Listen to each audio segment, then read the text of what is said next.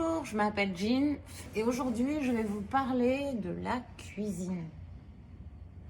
Donc la cuisine c'est un espace, il faut considérer ça comme un espace de jeu parce que la cuisine c'est créatif, on aime bien recevoir ses amis ou alors boire son petit café tout seul le matin ou à plusieurs, enfin bon bref c'est un endroit où il se passe plein de choses, où les énergies sont soit calmes, soit speed, soit...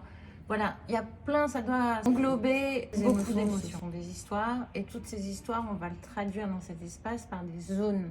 Voilà, des zones qui vont être déterminées dans l'espace de cette cuisine. Ces zones vont permettre à la vie dans la cuisine d'avoir une fluidité au quotidien.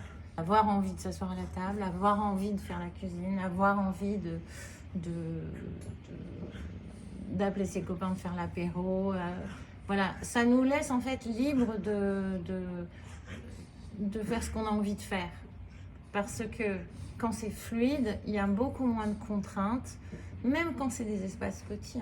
Il y a beaucoup moins de contraintes et l'énergie, elle circule bien dans la cuisine. Une cuisine où il y a des contraintes, c'est une cuisine où l'énergie passe difficilement, où on circule difficilement dans la cuisine, on se cogne, on n'arrive pas à ranger. Il y a des coins qui sont où on entasse les choses et on ne sait pas où les ranger. Donc ça, c'est pas le problème des rangements, c'est le problème d'organisation, des histoires et des zones dans la cuisine. Qu'est-ce que j'aime faire dans cette cuisine? Pas voir d'éléments électriques dans la cuisine, pas voir de plastique dans la cuisine, pas voir... voilà. Il faut organiser la cuisine de façon à ce que vous n'ayez pas sous les yeux des choses que vous n'aimez pas voir.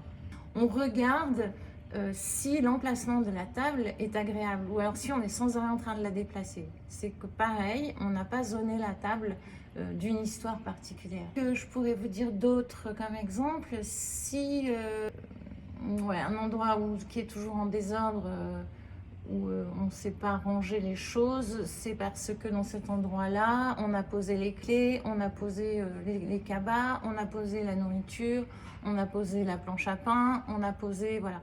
Donc tout ça, c'est plusieurs histoires.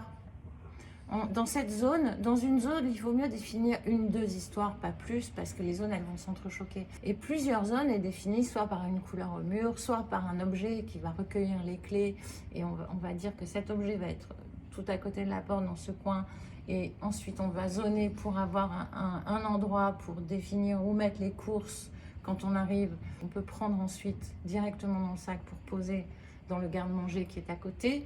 Donc tout ça, ça nous évite d'ensuite, quand on rentre, d'entreposer les choses et de plus savoir les ranger. Ça ne demande pas de dépenser beaucoup d'argent, ça demande juste de savoir quelle histoire on a envie de raconter dans sa cuisine. Voilà, je vous embrasse, gros bisous.